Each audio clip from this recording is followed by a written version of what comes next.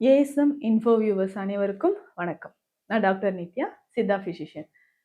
தூக்கமின்மை பிரச்சனை தாங்க இன்னைக்கு நிறைய பேருக்கு இருக்கு. படுத்த உடனே தூக்கம் வர்றதுக்கு 5 முக்கியமான வழிமுறைகளை இந்த பதிவுல நம்ம பார்க்கலாம். இந்த தூக்கமின்மை அப்படின்ற ஒரு பிரச்சனை இன்னைக்கு குழந்தைகள்ல இருந்து வயதானவர்கள் வரைக்கும் எனக்கு தூக்கம் வரல டாக்டர், நான் போய் ஒரு 10 மணிக்கு ஒரு 10:30 மணி அந்த டைம்ல நான் படுக்க போயிடுவேன். அதுக்கப்புறம் எனக்கு தூக்கம் வரல. திரும்ப மொபைல் எடுத்து பார்க்க ஆரம்பிச்சு அப்படியே போயிட்டே இருக்கு. நைட்டு 2 மணி ஆகுது, இல்ல 1:00 ஆகுது. இந்த டைம் வரைக்கும் எனக்கு தூக்கமே வரல அப்படின்னு நெறைய பேர் சொல்றீங்க இல்லையா? இந்த தூக்கமின்மை பிரச்சனைய நம்ம எப்படிங்க சரி செய்யலாம்? எதனால இந்த தூக்கமின்மை பிரச்சனை ஏற்படுது? அப்படின்றத நம்ம தெரிஞ்சுக்கலாம். ஒரு சிலர் என்னன்னா, நைட்டு இவ்ளோ நேரம் தூங்காம இருந்துட்டு, பகல் நேரத்துல காலையில ஒர்க் எல்லாம் முடிச்சுட்டு ஒரு 11 மணிக்கோ, இல்ல மதியம் நல்லா லஞ்ச் சாப்பிட்டுட்டு அதுக்கப்புறம் தூங்க ஆரம்பிச்சுருவீங்க.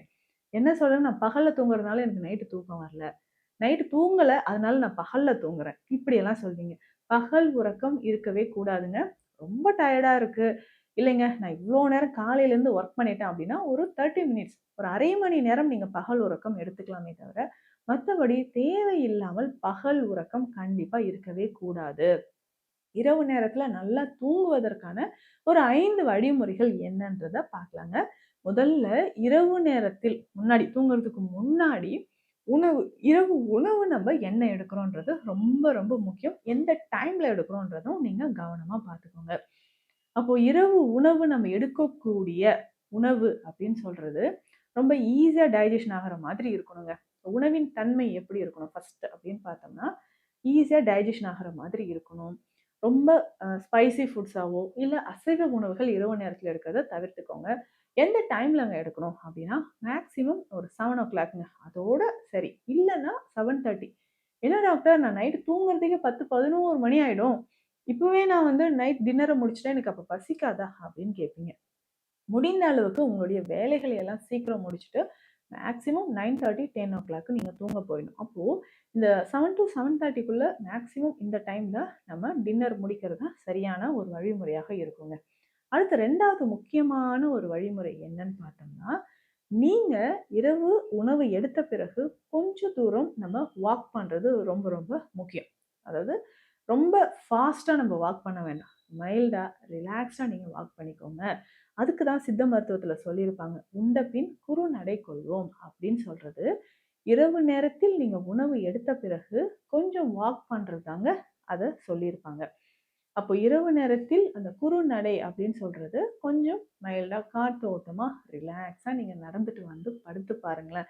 ஆழ்ந்த உறக்கம் அப்படின்றது கண்டிப்பா வருங்க. அடுத்து 3வது முக்கியமான விஷயம் நம்ம என்னங்க ஃபாலோ பண்ணணும் அப்படின்னு கேட்டீங்கன்னா, நம்ம முன்னாடியே சொல்லிட்டோம். உணவெல்லாம் இத சாப்பிடுங்க. இரவு நேரத்துல கொஞ்சம் வாக் பண்ணுங்க அப்படின்ட்டு. குளியல் எடுக்கிறது முக்கியமான விஷயம். வாக் போயிட்டு வந்ததுக்கு பிறகு, அதாவது உணவு எடுத்து ஒரு 1 மணி நேரம் கழித்து நீங்க குளியல் எடுத்துக்கலாம். இது 3வது முக்கியமான விஷயம்.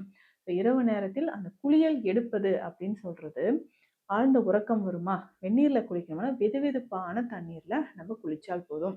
இப்ப இரவு நீங்க தூங்குறதுக்கு முன்னாடி ஒரு குளியல் எடுத்துருங்களேன்.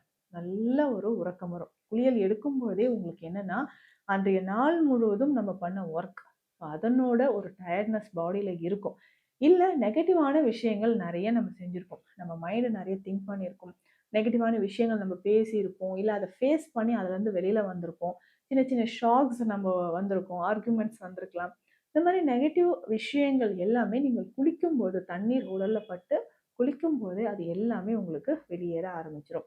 ஈஸியா இத நீங்க ஃபாலோ பண்ணி பாருங்க. நல்ல ஆழ்ந்த உறக்கம் கண்டிப்பாக உங்களுக்கு வருங்க. அடுத்து முக்கியமான ஒரு விஷயம். 4வது முக்கியமான விஷயம், நீங்க தூங்குறதுக்கு முன்னாடி பால் கொஞ்சம் குடிச்சுக்கோங்க. இந்த பால்ல என்னென்னங்க சேர்க்கலாம்? இதுதான் நெறைய பேருக்கு இருக்கிற ஒரு டவுட்.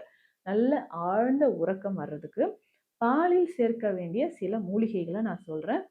நான் சொல்ற அளவுப்படி இத கலந்து இரவு நேரத்துல நம்ம குடிச்சுக்கிட்டே வரும்போது நல்ல தூக்கம் வரும். இது எல்லாருமே நம்ம பயன்படுத்தலாம். சுகர் இருக்கு, இல்லங்க எனக்கு பிளட் பிரஷர் இருக்கு அப்படின்னு சொன்னீங்கனாலும் இத நீங்க பயன்படுத்தலாங்க. இதுல என்னென்ன மூலிகைகள் எந்த அளவு சேர்க்கணும் அப்படின்றத நான் சொல்றேன். சீரகம் எடுத்துக்கோங்க.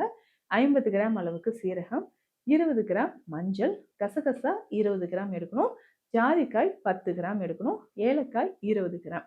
இது எல்லாமே லேசா வறுத்து நல்லா பவுடர் பண்ணி எடுத்து வச்சுக்கோங்க.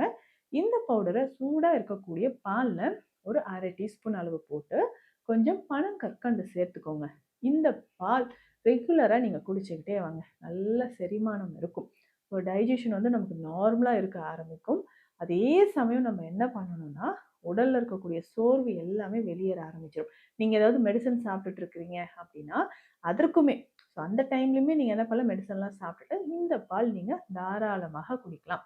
அடுத்து 5வது முக்கியமான விஷயம் என்னன்னு பார்த்தோம்னா, 11 மணிக்கு தான் டாக்டர் தூங்குவேன். அந்த நேரத்துல எனக்கு பசிச்சா நான் என்ன செய்றது? இல்லைங்களா? அவங்களுக்கான ஒரு முக்கியமான பாயிண்ட் தான். ஸோ நம்ம சொன்ன மாதிரி இந்த பால் குடிக்கலாம். இல்லன்னா, ஏதாவது ஒரு ஃப்ரூட்ஸ் நீங்க சாப்பிட்டுக்கலாம். ஆனா, டின்னரே நான் 11 மணிக்கு தான் சாப்பிடுவேன் அப்படின்ற ஒரு விஷயம்லாம் வேண்டாம். நீங்க 7 டூ 7:30க்குள்ள டின்னர் முடிச்சுட்டு, இந்த 5வது முக்கியமான விஷயம் ஏதாவது ஃப்ரூட்ஸ் நீங்க எடுத்துக்கலாம். சரிங்களா? கொய்யாவோ, இல்ல வாழையோ நீங்க எடுத்துக்கலாம். அந்த மாதிரி சாப்பிட்டு அதுக்கப்புறம் இந்த பால் கூட நீங்க குடிச்சுக்கலாங்க. நைட் டின்னரே அந்த 11 மணிக்கு சாப்பிட்டு உடனே படுக்குறீங்க இல்லையா? அத தான் கண்டிப்பா நீங்க அவாய்ட் பண்ணணும். ஸோ உணவு எடுத்த உடனே நீங்க தூங்க போறீங்க அப்படின்னா, அத கட்டாயம் நீங்க அவாய்ட் பண்ணிக்கோங்க. முக்கியமான ஒரு விஷயம் இதுதான். இந்த 5 முக்கியமான விஷயங்கள நீங்க ஃபாலோ பண்ணிட்டு வாங்க. உங்களுக்கு இரவு நேரத்துல நல்ல ஆழ்ந்த உறக்கம் வரும். இத தாண்டியும் சித்த மருத்துவத்துல உறக்கம் வருவதற்குன்னு ஏதாவது மருந்துகள் இருக்கா? நிச்சயமா இருக்குங்க. ஆனா, இந்த மருந்துகள் தொடர்ந்து நீங்க எடுத்துக்கிட்டே வரணும். அப்பதான் உங்களுக்கு என்னன்னா, அந்த நெகட்டிவ் தாட்ஸ் வராம, இரவு நேரத்துல ஒரு ஆழ்ந்த உறக்கம் அப்படின்றது ஏற்படும். என்ன எடுக்கலாம்னா, அஸ்வகந்தா சூரணம் நீங்க தாராளமாக எடுத்துக்கலாம். அதற்கு அடுத்ததாக குறுந்தொட்டி சூரணமும் நம்ம பயன்படுத்தலாம். இந்த 2 சூரணமும் என்னன்னா, நம்ம சாப்பிட்ட உடனே நல்ல ஒரு தூக்கம் வந்துருமா? அப்படி கிடையாதுங்க. உங்களுக்கு தூக்கம் வர்றதுக்கு கொஞ்சம் கொஞ்சமா இந்த மெடிசின நீங்க எடுக்க எடுக்க, ஸ்லீப் பேட்டர்ன் வந்து ரெகுலர் ஆக ஆரம்பிச்சுரும். அப்போ ரெகுலரா இந்த மருந்துகள் உங்களுக்கு தூக்கம் வர்றதுக்கு நல்லாவே உங்களுக்கு உதவி செய்யும். ஸோ ஆழ்ந்த உறக்கம் வர்றதுக்கு இந்த 5 விஷயங்கள ஃபாலோ பண்ணுங்க. ஆழ்ந்த உறக்கம் ஏற்படும். மீண்டும் அடுத்த பதிவில் சந்திக்கலாம். நன்றி.